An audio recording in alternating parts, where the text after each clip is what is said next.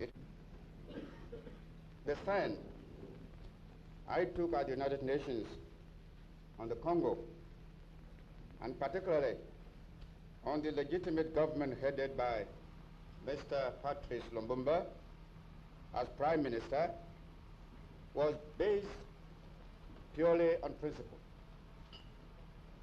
It was not a question of whether the government of Congo was pro-East or pro-West. The main issue was the principle of recognizing the legitimate central government which invited the United Nations to enter the Congo. To do anything to damage the prestige and authority of that government would be to undermine the whole basis of democracy in Africa. I have no doubt in my mind that the Congo crisis is another manifestation of the length to which colonial powers will go in their efforts to retain their domination in one form or the other in Africa.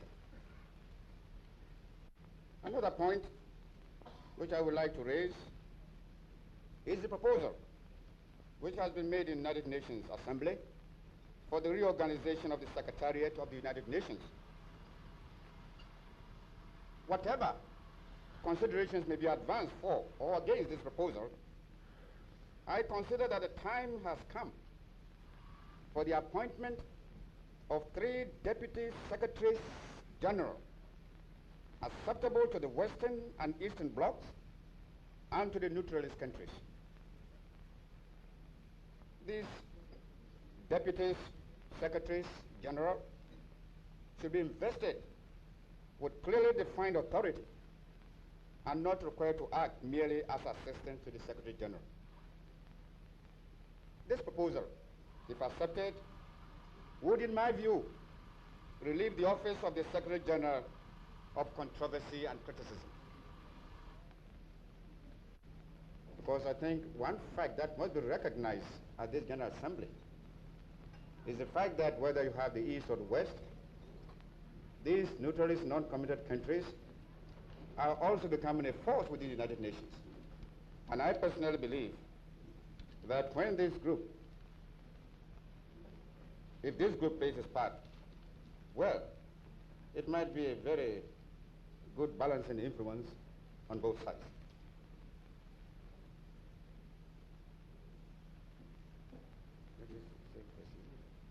President Eisenhower and Chairman Khrushchev consulted in advance? No. As far as I know, I don't think they were consulted in advance. But from the nature of conversation which some of us had with some of these leaders, we thought that this might be a possible way out.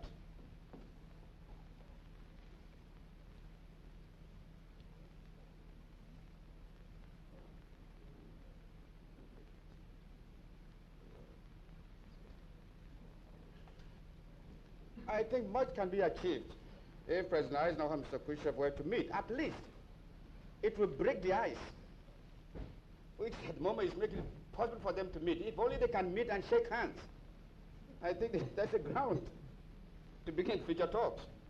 But the difficult is how to get them together to shake hands and box on after. Mr. Bookman asked, who took the initiative to this resolution? I wouldn't say there was any particular person who took the initiative. I think this is more or less a combined effort on the part of all of us. Myself, Mr. Nehru, and Mr. Tito, and then Mr. Nasser. We've been meeting and talking about this problem since we arrived at this United Nations session. Until last night, Dr. Sokerno also came. So we thought at least we can have one added to our group, which probably could lend force to the whole thing. And that's why we had this thing put up yesterday.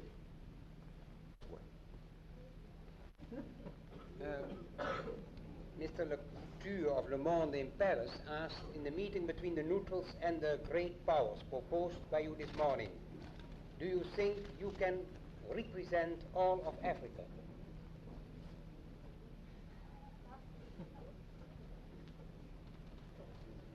Me represent Africa is too big for me.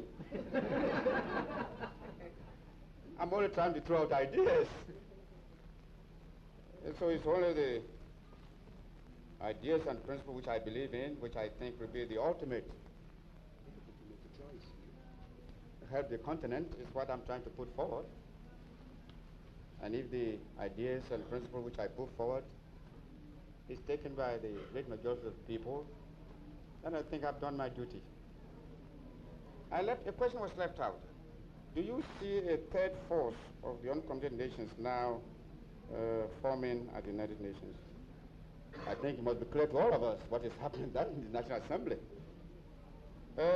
Naturally, I wouldn't like to use the word third force. It's really a sort of influencing group, a group that may be able to influence, the various, the two forces that are now crystallized into the assembly. And I think that's what I have in mind. And I believe that if this group of the neutrals and the uncommitted countries can come together, I'm not thinking of a formalized form of coming together, but some sort of a meeting which they can meet.